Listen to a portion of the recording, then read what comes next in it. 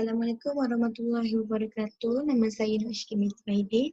Hari ini saya akan berkongsi cara jawab soalan percubaan Bahasa Melayu MRSM 2018 pada kertas 2. So saya fokuskan kepada bahagian 2 saja.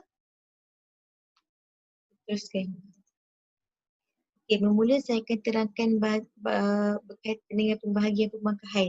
So untuk kertas 2 ni, dia terdiri pada 4 soalan. Soalan pertama rumusan, soalan kedua pemahaman, soalan ketiga pengetahuan tentang tata bahasa Melayu, tata bahasa. Soalan 4 adalah berkaitan dengan novel. So hari ini saya akan fokuskan kepada soalan 2 iaitu pemahaman. So untuk soalan pemahaman ni dia terbagi kepada 4 iaitu berkaitan dengan petikan umum, petikan cerpen, petikan prosa klasik dan petikan puisi. Okay, bagi jumlah markah pula, jumlah ada adalah sebanyak 110. Jadi untuk soalan 2 ni sebanyak 30 markah, 35 markah. Jadi kita teruskan ya. Okay, untuk panduan permakahan soalan pemahaman. Saya nak terangkan dululah pasal panduan pemakahan soalan pemahaman ni, saya fokuskan kepada soalan pemahaman kan.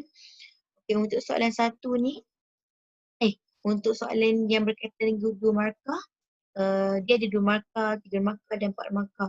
Untuk 2 markah ni, untuk dapat full mark ni kita mestilah jawapan tu mestilah tepat untuk konteks, isi cukup dan ayat gramatis. Tapi sekiranya jawapan tepat tetapi ayat tak gramatis ataupun jawapan kurang tepat, isi tidak cukup tapi ayat gramatis, akan dapat 1 markah je. So sayang kat situ kan. Lebih baik kita buat elok-elok. Maksudnya kita letak jawapan tepat untuk konteks yang dikehendaki dan isi jawab dan isi cukup dan ayat gramatis. Begitu juga dengan soalan ketiga, begitu juga dengan markah soalan yang 3 markah dan juga soalan 4 markah. So kalau nak soalan 4 markah tu isi cukup dan lengkap, relevan dengan tugasan dan menggunakan ayat gramatis. Ayat gramatis tu penting ya. Kita akan dapat markah. Mudah untuk dapat markah lah kalau ada ayat gramatis ni. So soalan kedua, soalan 2 bagi pemahaman. So soalan 2 ni, 2A ni adalah berkaitan dengan petikan umum. Saya tak ambil dia punya ayat tu. Jadi tak apa, kita teruskan kepada jawapan ataupun soalan dan jawapan. Soalan ni kalau untuk pemahaman ni memang pemahaman lah, kita kena banyak gunakan ayat sendiri.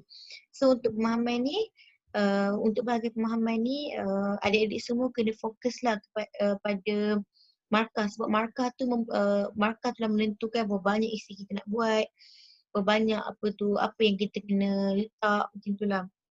Kat sini kita boleh tengok kan dia ada berbagai markah, ada 2 markah, ada 3 markah dan ada 4 markah. So kita teruskan kepada jawapan dia. So jawapan 2A ni, so dia minta masuk rangkaian kata cara yang konsisten. So kat sini, bila cara yang konsisten tu kita kena ubah pada ayat yang sinonim, yang sama. Tapi tidak mengubahkan maksud tu lah. Maksudnya cara yang konsisten untuk dapat 2 markah kita kena tukar cara tu kepada aturan, kaedah, strategi yang tu kita kekalkan dia. Konsisten tu kita tukar balik kepada kekal, teguh, tidak berubah. Yang mana kita boleh tukar, kita tukar. So kat sini akan dapat 2 markah. Tapi sekiranya adik-adik hanya tukar satu je, maksudnya cara tu tak tukar macam ni kan. Macam dapat 1 markah ni, cara yang kekal, cara tu dia tukar. Tapi untuk konsisten tu, dia tukar kepada kekal, teguh, tetap, berterusan. So akan dapat 1 markah je. So kat sini sayang kan, sayang markah. Sebab kita mudah je untuk dapat markah. Tapi kita just kena tukar je.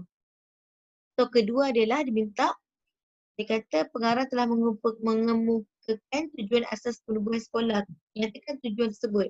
So tujuan asas penubuhan sekolah ni kita boleh ambil daripada petikan di atas. So kat sini apa yang saya dapat, dia minta 3 markah kan. So kalau boleh bagi 3 isi.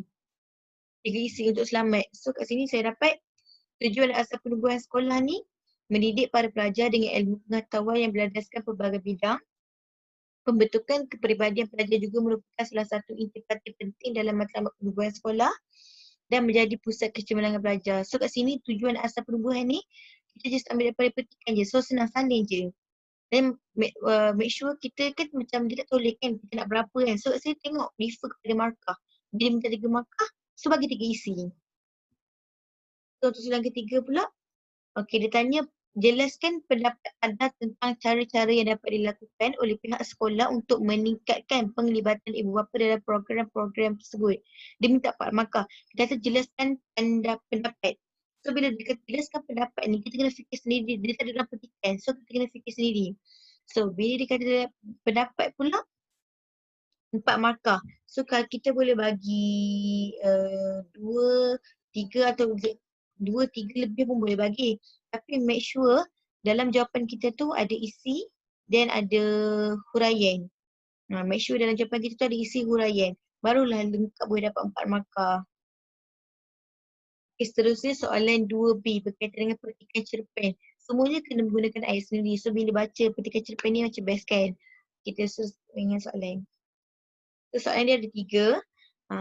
Sama juga semua tadi sama juga 3 tapi markah dia berbeza-beza mengikut setiap soalan. Teruskan kepada jawapan soalan pertama dia kata perkara yang dilihat oleh Aiman ketika terapung-apung di bulan. So apa yang dilihat oleh Aiman ketika terapung-apung di bulan, kita baca balik soalan dia kan. Dia kata dia terus terapung-apung di udara kasa bulan tanpa udara.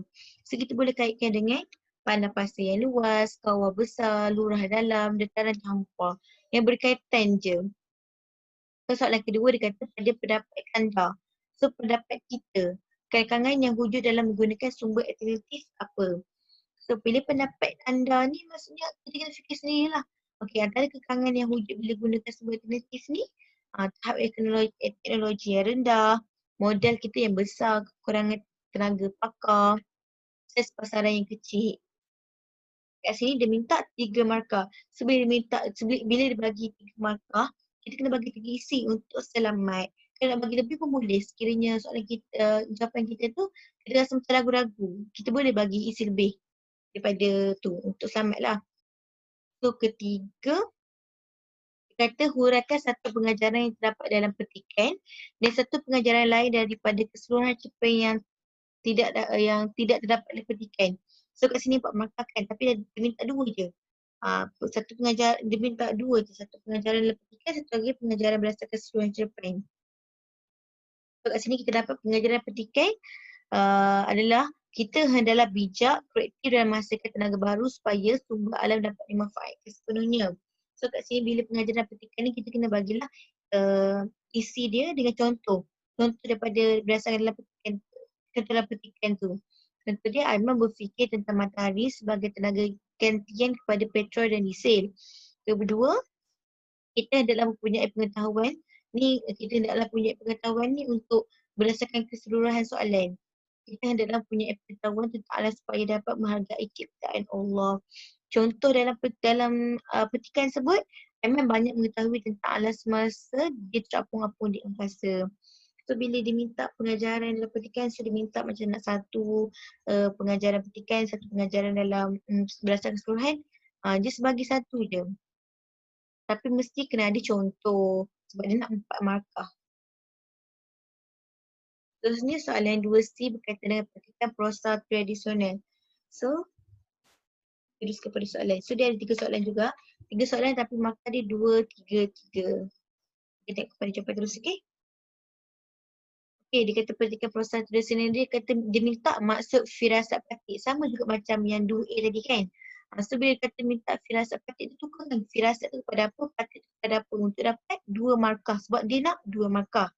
So bila firasat tu kita boleh tukarkan pada ramalan, kelahan, hemat, dugaan, sangkaan. Patik tu kita tukarkan hanya kepada laksmana. Tu 2 markah kan, kita akan dapat 2 markah. Sekiranya kita tukarkan kepada patik tu tukar kepada laksmana, firasat tu kita tukarkan, akan dapat 1 markah. Jadi sayang kan markah tu. So adik-adik kena tukarlah. So soalan kedua, kata berdasarkan petikan apakah strategi yang dirancang oleh Laksmana bagi memastikan sana selamat daripada penjuri. So dia minta apa? Dia nak strategi yang dirancang oleh Laksmana. Tapi dia kata berdasarkan petikan. So dia nak 3 markah. So kita cari apa yang dirancang oleh Laksmana dalam petikan tersebut bagi memastikan sana selamat daripada penjuri. So yang kita dapat adalah menyuarakan bahawa segala senjata yang banyak, lembing, tombak dan kayu. diatur oleh Lesmana berkeliling istana itu. Ibu punya ataupun diletaknya suatu hikmah. Tu yang dapat dalam petikan. So salin je dalam petikan tu, salin je balik dekat jawapan dia. So ketiga, peranan pasukan keselamatan negara dalam menjaga keamanan negara. So dia minta pendapat anda. Apakah peranan pasukan keselamatan? Okey, bila kata pendapat, kita kena bagi pendapat kita lah kan. Peranan pasukan keselamatan negara dalam menjaga keamanan negara. Okey, yang saya boleh bagi, dia menyangkut kefahaman negatif yang boleh mengganggu, menggugat keselamatan awam atau menimbulkan kacau bilau. Isi kedua, memastikan kadar jenayah dalam negara terkawal. Isi ketiga, menjaga perairan udara sepadan negeri dalam pencerobohan, daripada pencerobohan. So bila kat sini kita kena fikirlah pendapat-pendapat untuk jaga negara kita ni, macam tu. So bila berdasarkan pemahaman ni, kita kena banyak berfikir dan banyak membaca lah untuk mengetahui banyak perkara supaya mudah bila kita terima soalan-soalan yang berkaitan dengan sesuatu benda, kita mudah untuk tahu jawapan dia, apa kaitan dia, macam tu. So soalan dua dia adalah soalan terakhir, iaitu berkaitan dengan seloka. Soalan ni juga ada berbeza-beza markah 2, 3, 4. 2 markah, 3 markah dan 4 markah. Kita teruskan kepada jawapan, okey. Okay, jawapan 2D. Soalan dia kata nyatakan tindakan pawang raja sebaik-baik sahaja ketika membuat istana. So, tindakan pawang raja sebaik-baik sahaja ketika membuat istana apa? So bila kita baca petikan tu, rupanya dia mengerah orang bekerja. Isi kedua kita boleh ambil 4 orang tukang mahir diarahkan. Isi ketiga bekerja siang dan malam tak penting. Ni antara jawapan dia, tapi bila dia minta 2 markah, so just bagi 2 poin pun dah cukup. If korang rasa poin korang tu belum betul tu jawapan dia. Soalan kedua dia tanya, pada pendapat anda apakah usaha-usaha yang perlu dilakukan untuk memastikan pembinaan sebuah bangunan dapat disiapkan dalam masa yang ditetapkan? Dia minta 3 kan?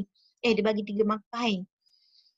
So bila pada pendapat anda ni, so korang kena bagi tahulah pendapat korang berkata usaha-usaha dia perlu dilakukan untuk memastikan pembinaan sebuah bangunan dapat disediakan dalam masa yang ditetapkan. Ini agak mudah lah. So bila ni kita boleh buat lah, kita boleh bagi sebab dia minta 3 markah, kita boleh bagi 3 isi. Melantik kontraktor yang punya kepakaran, mengupah ramai tenaga kerja, memastikan pembinaan dibuat secara semasa cuaca yang baik ataupun menggunakan peralatan yang moden. Ni antara jawapan dia. So korang boleh ambil 3 daripada situ. Kalau korang yakin memang akan dapat 3 markah full. So dia kata yang terakhir adalah jelaskan 2 nilai murni yang terdapat dalam seroka tersebut. So dia minta 4 markah, dia minta 2 nilai murni. So bila dia minta 2 nilai murni yang terdapat dalam seroka, kita cakaplah nilai kerajinan. Nilai kerajinan. Sebab apa dia kita cakap dah kan dia punya nilai kerajinan. So huraian dia ataupun contoh dia, kita boleh cakap lah 44 tukang yang mahir begitu rajin menyiapkan istana raja. Kedua, nilai tanggungjawab. Nilai kerajinan, nilai tanggungjawab ni biasa akan digunakan dalam nilai yang bila dia minta ni kebanyakan dalam seloka memang banyak biasa kita gunakan nilai ni. So bila isi kedua nilai tanggungjawab. So dia punya huraian dia 44 tukang mahir bertanggungjawab menyiapkan istana. So dah cukup. So boleh dapat 4 markah dah. So itu je lah. So itu saja perkongsian daripada saya berkaitan dengan cara menjawab soalan pemahaman kertas 2. Terima kasih and good luck. Semoga korang mendapat manfaat dan diberi kelapangan hati dan minda ketika menjawab exam Bahasa Melayu SPM 2020. Thank you.